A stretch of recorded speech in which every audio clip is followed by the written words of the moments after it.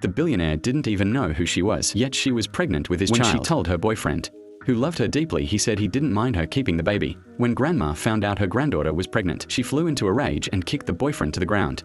They weren't even married, and he had already gotten her pregnant. But Lisa told her grandmother that the child wasn't her boyfriend's. Billionaire's attitude deeply moved Lisa. He apologized for the accidental injection of his sperm. He said he would take responsibility, arrange for the abortion, and give her generous compensation. Even if it meant he would never be able to produce sperm again, he promised not to interfere with Lisa's normal life. At that moment, a memory flashed through Lisa's mind that the man who had taken her first kiss was actually the man standing in front of her. She thought to herself how absurd fate could be. Grandma returned to the church to confess. It turned out her daughter had given birth to Lisa at 18. Because she was so young, her education was cut short and her career was ruined in the end. The man ran away. That was why she could never allow her granddaughter to have a child so carelessly. But from Lisa's point of view, her mother had dared to give birth to her at 18 all on her own.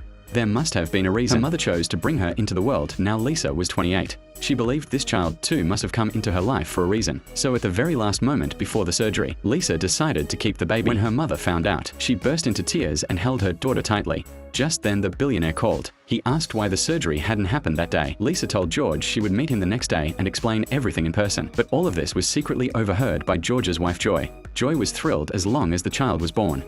She would finally secure her position as the billionaire's wife.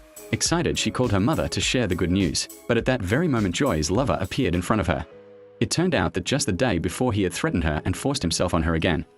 And all of this was photographed by Lisa's boyfriend, who was investigating a case.